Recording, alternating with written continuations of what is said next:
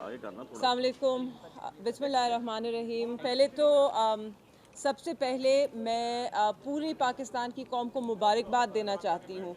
आज सिर्फ ये मुझे नहीं लगता कि ये हमारी ज़ाती जीत है, आज पाकिस्तान की जीत हुई है, क्योंकि आज इंसाफ की जीत हुई है।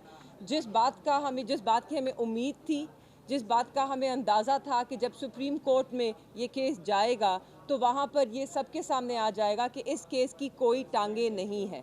ये एक इंतकाम पे मबनी केस था, ये पॉलिटिकल विक्टिमाइजेशन का केस था, और आपके सामने आज मेरिट पे दोनों खान साहब को और मेरे वालिद शाह महमूद कुरैशी साहब को बेल मिली है।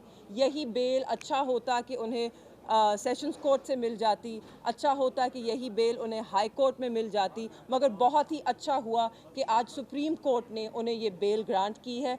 और मैं एक और चीज़ कहती चलूँ, सिर्फ बेल नहीं ग्रांट की, अगर आप कोर्ट रूम में बैठे होते तो आप भी ये देख सकते, बहुत दिलचस्प नज़ारा था कि प्रोसिक्यूशन जो केस बनाने की कोशिश कर रही थी, जब जज साहब उनसे सवाल पूछ रहे थे तो पीछे सब कह लगा रहे थे, क्योंकि जज साहब के तीनों जो जज साहिबान हैं, मोहतरम जज साहिबान हैं, उनकी शक्ल पे भी एक अंग्रेज़ी में जिसे कहते हैं बिविल्डरमेंट, वो परेशान थे, उनको समझ ही नहीं आ रही थी कि एक लॉ का, कानून का तालिब इल्म, एक बिल्कुल बहुत ही आला दर्जे के वकील इस तरह का मज़ाहिका खेज़ केस कैसे बना सकते हैं।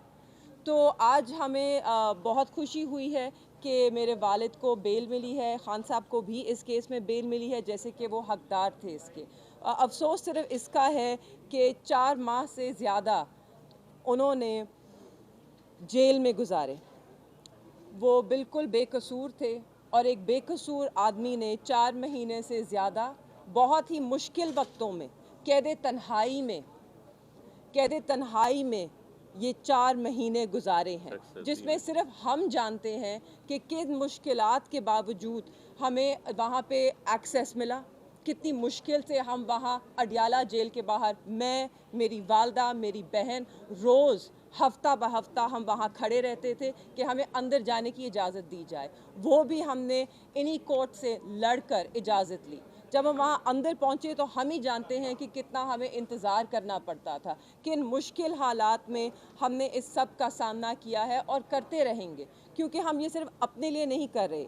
आज हम इस मुल्क में रूल ऑफ लॉ, आइन की बालादस्ती, आइन की हुक्मरानी, कानून की हुक्मरानी, इन सब चीज़ों के लिए खड़े हैं। इसलिए हम ये सब बर्दाश्त करते रहे हैं और करते रहेंगे जब तक इस मुल्क में रूल ऑफ लॉ कायम नहीं होता, जब तक इस मुल्क में आइन की बालादस्ती नहीं होती। हम यूं ही इस आवाम के हक़ के लिए भी लड़ते रहेंगे जैसे कि हम लड़ते रहे हैं।